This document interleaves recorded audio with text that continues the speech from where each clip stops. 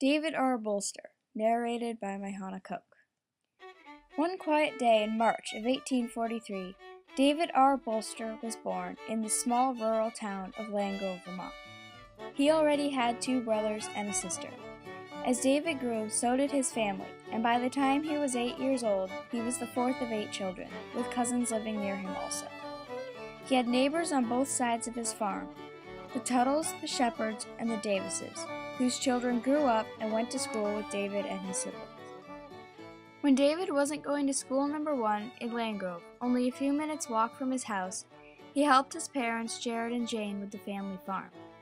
Every Sunday, his family traveled just over 2 miles to go to church. Only a few miles further away was the post office, where the rest of his family eagerly awaited letters from him while he was on the front lines of the Civil War. On May 7, 1861, David enlisted for war.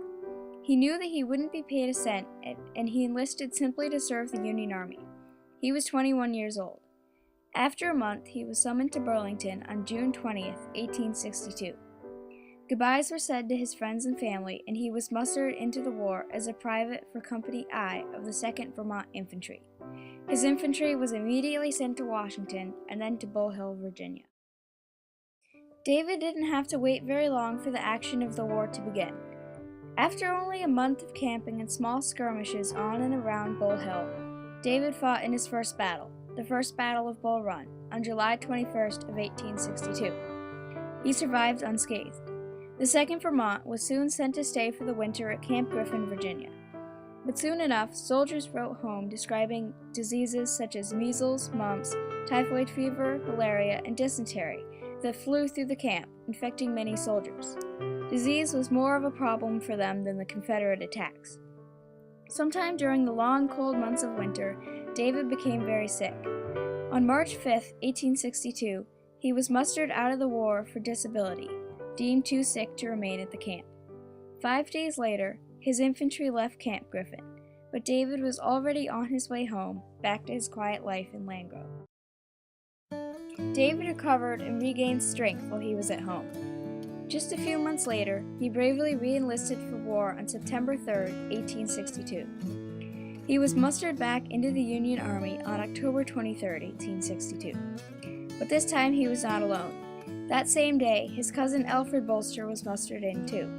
They were both privates for the 16th Vermont Infantry, with David in Company F and Alfred in Company C. They fought in 2 battles side by side. The Battle of Fairfax Courthouse on December 28, 1862, and the Battle of Gettysburg, July 1 to July 3, 1863.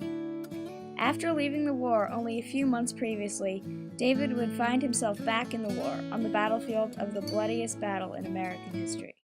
When David woke up on July 3rd, the 3rd day of fighting at Gettysburg, he had no way to know that in the next hours, he and his infantry would affect the entire turnout of the war.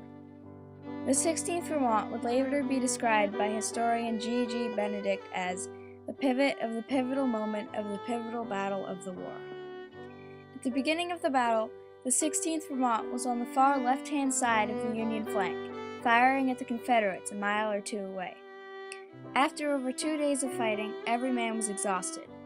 Some even fell asleep in the midst of the battle, too tired to even keep their eyes open or fire a gun.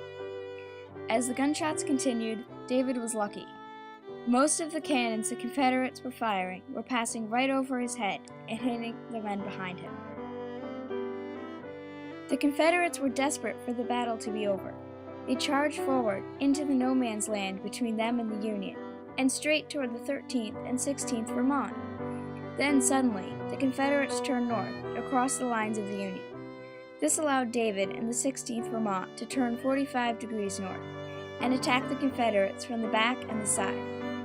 Even though the Confederates then turned around and started shooting at the Vermonters, the Union held their ground.